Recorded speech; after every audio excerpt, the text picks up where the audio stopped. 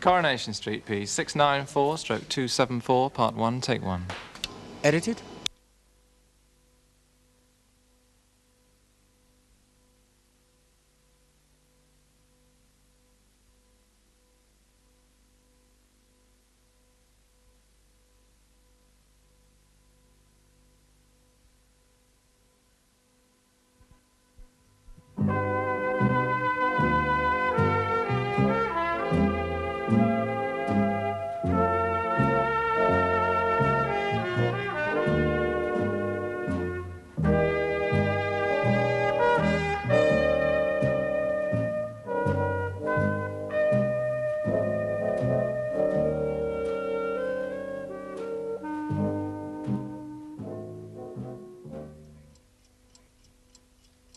Wakey, wakey!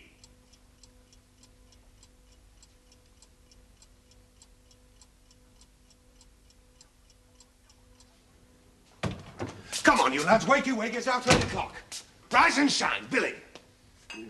All right, mate, there's no need to shout. Yes, there is need, Billy. It's after 8 o'clock. Look at the place. It's like Paddy's Market. Elsie's due back this morning. Now, come on, I'm due at the garage. Hey, what am I doing here? That's a good question.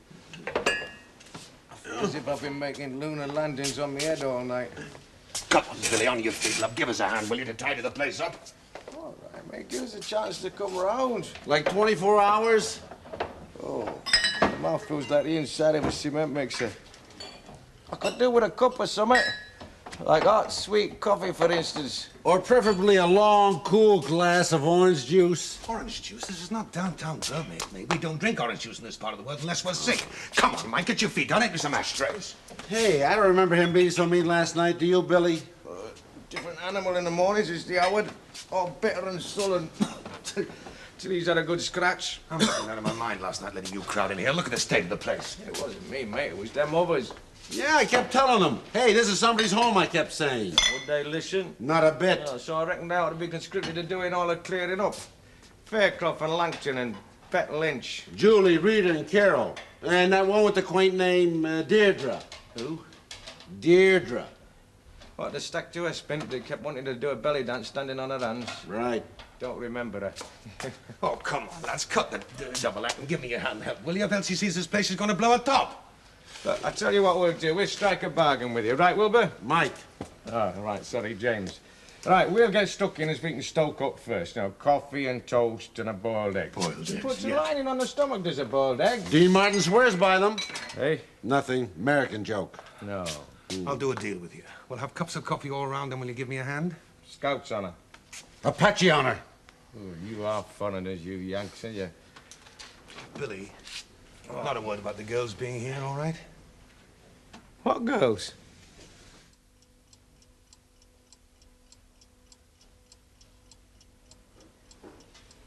It was washing up day, is it? Yours?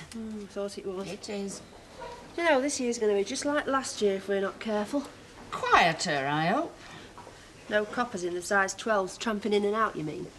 I'm not partial to policemen. Oh, your brother-in-law's one, or used to be. Exactly. Maggie, how does somebody change their life? Easy, they change it. No, I'm being serious. Suppose I wanted to change my life today. How would I go about it? Remembering I got no money, no training for out special, and I'm not all that good looking. Practically impossible. Oh, some folk manage it. Men, mainly. Yeah, go out for a packet of fags, you mean, and never seen again? It happens. Yeah, trouble is we sell fags, don't we? Anybody don't smoke much.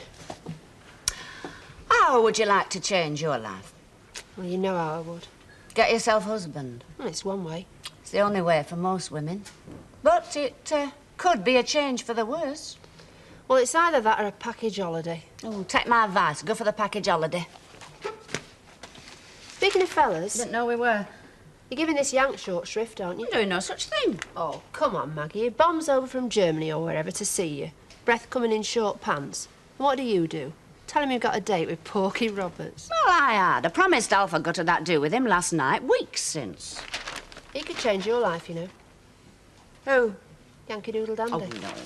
Well, you might own a ranch in Wyoming or half a dozen oil wells in Texas. He happens to come from Buffalo, which isn't very far off Canada. You'll never know, will you? if he's caught the first jumbo back to Buffalo this morning. His heart all seared. Don't be daft, he's here for a few days. That's what he said before you so cruelly spurned him. He's stopping at the Rovers. Ah, is he at the Rovers, though? Or is his bed all cold and empty, with only a tear-stained pillow to remind us he was ever there at all? I'll go. I won't.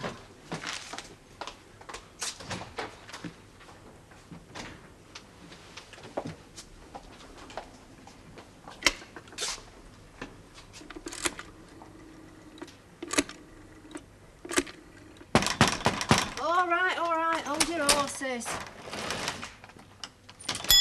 Oh, I'm sorry, Norma. I thought you might perhaps be at the back or something. Oh, that's all right, Jerry. Come in.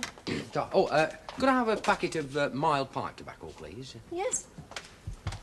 Who started smoking a pipe? Thank you. Me, as a matter of fact. Oh, it'll suit you somewhat rotten. Well, I was hoping it might. Is it one of them curly ones? Well, I haven't actually bought the pipe yet, you see. It only came to me this morning to get one, and I thought I'd go into town at dinner and have a look. But now I've bought the tobacco, I'm committed, you see, so I reckon in doing things like that, step by step. Yeah, I know just what you mean. Do you? Yeah, well, if you won't, who will? Who will what? Throw your cap over at Moon. Well, now, I'm only buying a pipe, Norma. It's a start, though, isn't it, Jerry? Aye, I suppose it is. Well, ta-ra then. Ta-ra, Jerry. I'm very proud of you. Oh, it's hidden depths. Yeah, you can say that again. Jerry, private joke. Can you tell me and buck me up? I'm in dire need of a little bucking up. Oh, I was just pulling Jerry's leg, that's all. You got to do something, haven't you? Indeed you have, Norma. Could I have a packet of cheddar, please? Yeah. Don't suppose the tea cakes have come. No, not yet, then. Oh, not to worry. Having to make do with yesterday's bread for Ernest's lunchtime cheese and tomato. Save a copper or two, though he does so enjoy a fresh tea cake. It's not as all bad as all that, is it? You've been backing the horses or something. It's not really as bad as having to watch the coppers, Norma, but business hasn't been all that brisk. I think photographs must have become something of a luxury item to people round here. Yeah, either that or they don't like looking at photos of themselves, which is understandable. Possibly. Oh, but you know me. A slight recession becomes a major slump with bankruptcy looming over us and starvation round the corner. Oh, things will get better. Easter's a real burster in your line of business, isn't it? All them lovely weddings. Well, it ought to be, but we've not got as many orders as last year, not by a long chalk. Bye. Bye. Well, has he gone back to the good old USA enough? Well, he's certainly not at the Rovers. Wasn't there last night, either. Aye, aye. When the cat's away. Hey, What? which of those birds was wearing green lipstick last night? Didn't notice. Somebody was. Probably Ray Langton. What's that? Oh, suck up. No, it's a crisp. Cooking. Scatter it about a bit. The divide and conquer principle, it always works. Try that. Yeah. Success. You make a great team, do you know that? We could go into business. The speedy home cleaners. Take on staff. Build an empire. But is it a job for men? People might talk. Well, there's always a snag. Always. Hello, Look what I found in the cupboard outside. it should suit you. Just your style and colour. Billy, who was wearing this last night? I don't know. It was Deirdre's. I saw her take a handkerchief out of the pocket. Oh, Deirdre, you mean that bird that kept asking if I'd set her in jelly? Right. Don't remember her. Oh, stop the joking, will you? Why didn't you take it home with her, Billy? Probably forgot. Hey, it must have been pretty cold going home without a coat last And night. the booze she got through, she'd have been anaesthetized. Well, it can't stay here, that's for sure. Couldn't agree with you more. Then get rid. Me? Yes, Billy, you. Oh! I don't care how you do it, Billy, but get rid, and in the next 10 minutes, eh? And that goes for you, too. If Elsie comes home and sees you standing there like a Telethon, her mind will start racing.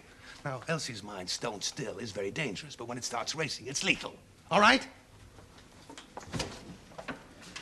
What is it about me that women don't trust? It's the eyes. They're narrow and like a snake's. So are Robert Mitchum's. Yeah, but you're a little snake. He's a big snake. Makes a difference. How long you stopping in this country? You know, I've half a mind to stuff this coat under the sofa and let Elsie find it. Hardly cricket, old boy. Yeah, I suppose not. Still, get her going, though, wouldn't it?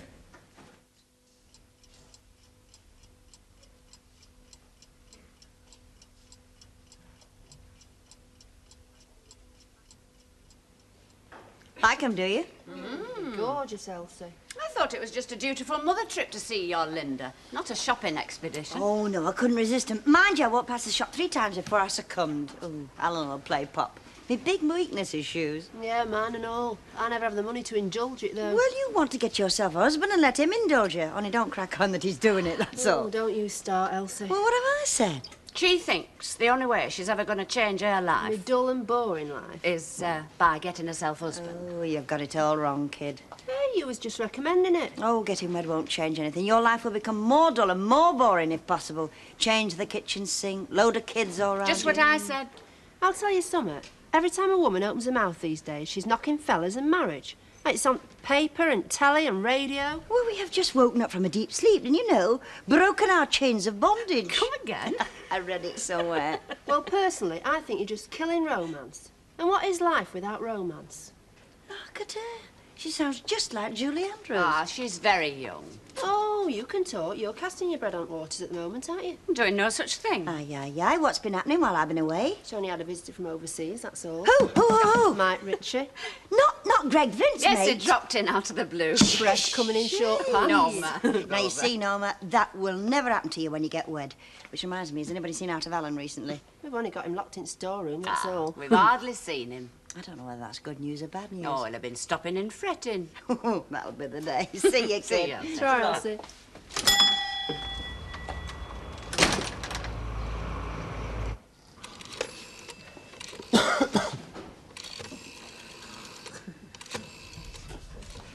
You know, I've been watching you lot very closely this morning. Yes, I'm a lovely mover, aren't I? Even when I'm stripping wallpaper. I've not seen you doing all that much stripping, actually. What are you talking about? We've nearly done. He started painting. After 10 it were when you rolled in, and the first thing you did was send Jerry for some cakes and get me to brew up. Well, it was char time.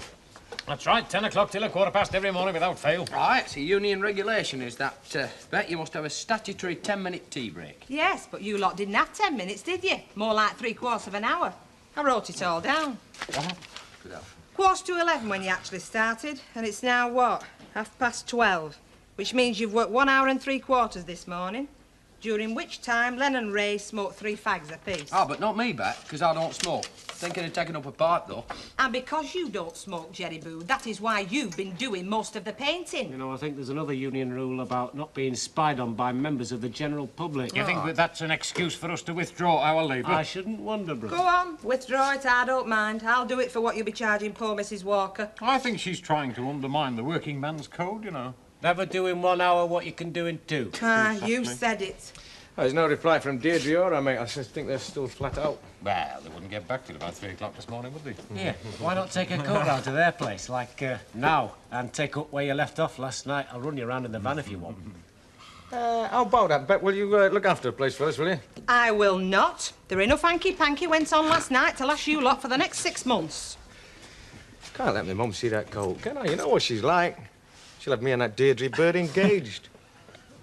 Thank you. You're being very nice to me, aren't you? Oh, it's no more than you deserve, love.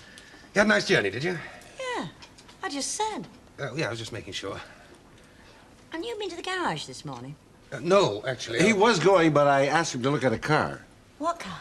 A car that I'm thinking of buying. Just something to run around for a few weeks, you know. I see. Maggie's looking very well, isn't she? I've hardly seen that much of her. Almost seems like she's trying to avoid me. Oh, I shouldn't worry about it. Likes to take her time, does Maggie? You could be right. Well, I think I'd better go and show my face at the Rovers. They might have thought I've got lost. Oh, I see. Have you been out since a while back?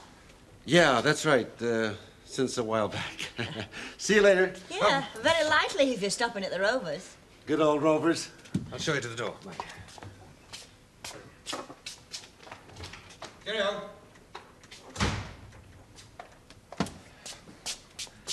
Well, I suppose I really ought to be getting out the garage. Well, what about your dinner? No, love, I'm not hungry. I'll send out for some fish and chips, don't you bother. Hey, have you been up to summit? Up to something? Up to like what? Well, you know, just asking.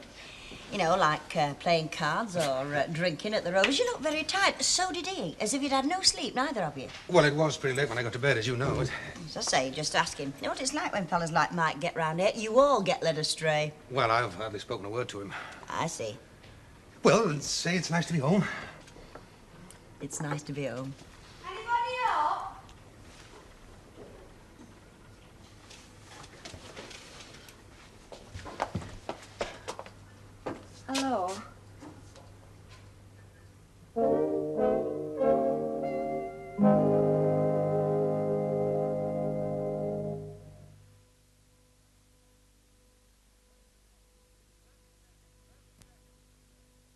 30 seconds, studio.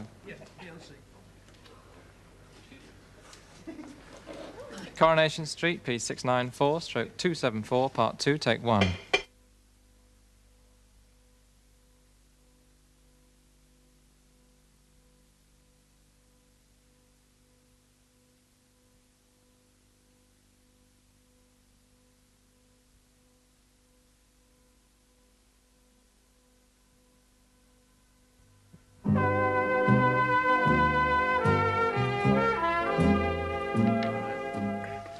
Give us 4 pints over here, Beck, will you? Aye, and it's last you're getting. Have you lot seen time? Oh, give it a rest, woman. Can't work on empty stomachs, you know. I'm knocking. I'm not now. Doing more supping than working, are they? Oh, you can say that again, Mrs. Sharples. Billy ought to have more sense than playing dominoes with them. It's not his money that's being spent, is it? Are all fellas born idle given half the chance? Not all, just most of them. Aye, well, don't worry. I'll mark that lot's cards for 'em before it day's out, no danger. You will. Rovers return. Yes, he's here. Young Maester? Oi, it's for you, Chuck. Right, no monkey business while my back's turned. What a suspicious fellow. There's it. Well, I'm knocking again. I don't think Doze is your game, Jerry. No, you know, I'm unlucky at most things. Well, at just about everything. I reckon that's most unusual myself. You sure? Right. Oh, Billy Walker. Oh, hello, love. Did you get home all right, then? Deirdre? No, I haven't seen her. Why should I have done? Well, she's not been home? Not at all? Not all night? No, I don't know where she could be. Yeah, well, if I see her, I'll tell her to get in touch. OK. Right, fine, bye. Trouble, I hope? She couldn't still be there, could she? Who? No. No, it's impossible.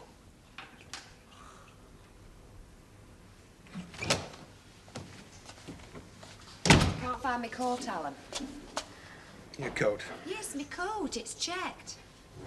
Billy Walker's got it. What's he doing with it? Well, we didn't know you were upstairs, did we, Deirdre? When everybody else went home last night.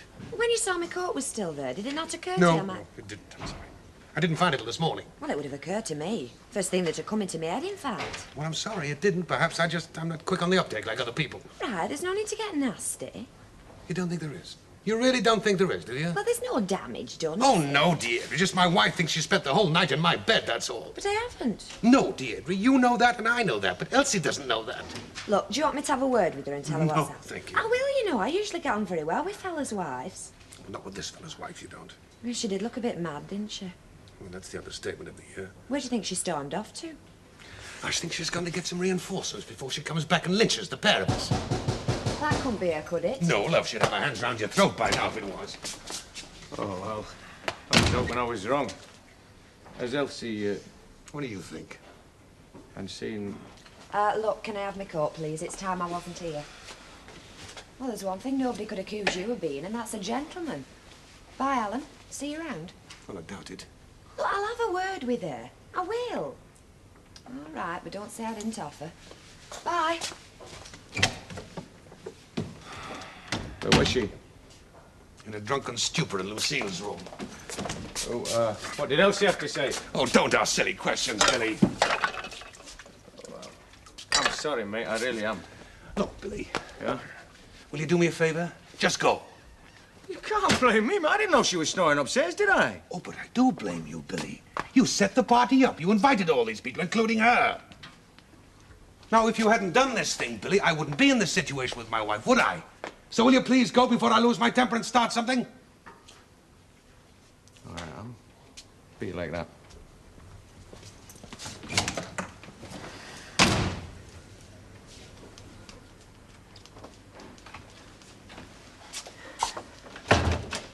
Elsie, I'm sure there's some explanation. Such as? She didn't just appear in a puff of smoke, you know. She walked down the stairs. Down my stairs. Ah, there you are. I've been looking for you. Oh, why? Now, you've heard about Deirdre being caught with a plant. It's the talk of the town, well, nearly. Yeah, well, I thought that perhaps you and me ought to go around and explain to Elsie so she doesn't get wrong ideas. You come off it, mate. You don't want a broken marriage on your conscience, do you? I learned at my mother's knee never to interfere in domestic disputes. Far from mending anything, you usually get your ears shot off. Ciao.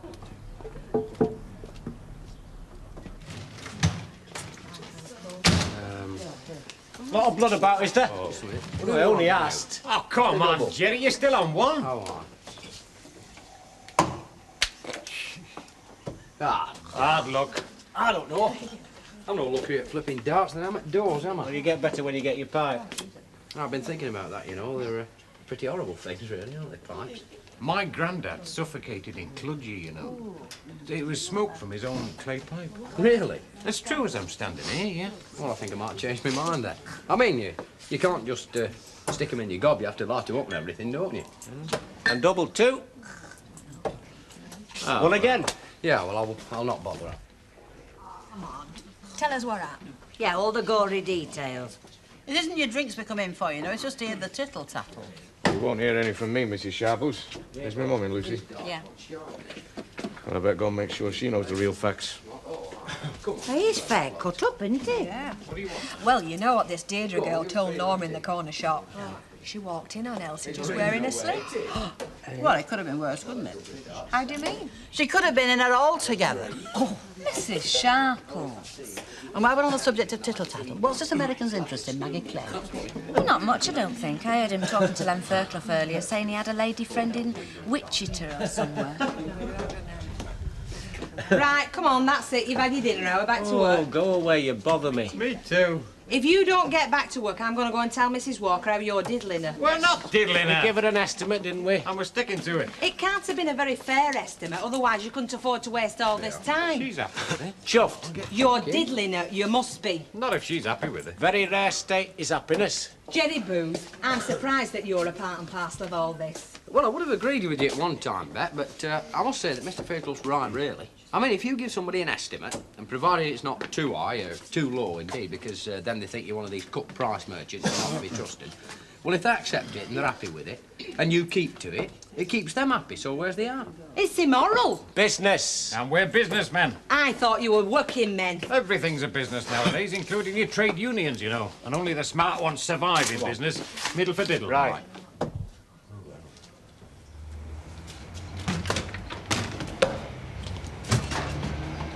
Had a successful morning, love? Oh, so-so. I didn't manage to persuade them to change their minds and order the more expensive album. There isn't the money about, Ernest. You can say that again. Sometimes I think it's going out of fashion. We'll have an upsurge soon, you just see. I sincerely hope so. We didn't make what you might call a resounding profit last year. This year looks as if it's going to be even worse. All businesses have their peaks and troughs, even General Motors. Yeah, the difference being that General Motors have what they call capital reserves and we don't. Are things really bad, Ernest? Well, not exactly on our uppers, no 1 foot in Carey Street, but we're only just managing to struggle along. It's so depressing.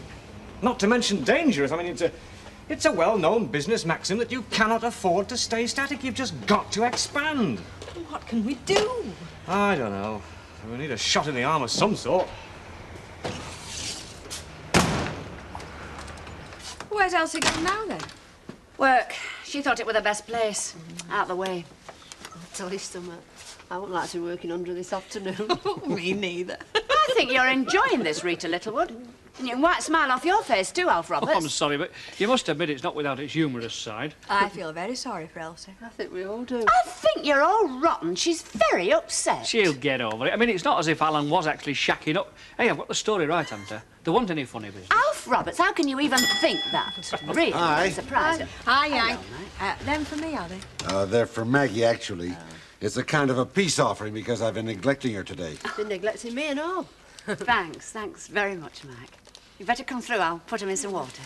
Oh, you don't know Alf, do you? Alf Roberts, Mike Ritchie. Hi. Go on through, Mike. Mike's a friend of mine from... America. Yes. He's the one that sent her the cable sign, lover boy. By gum, Alf, that wiped the smile off your face.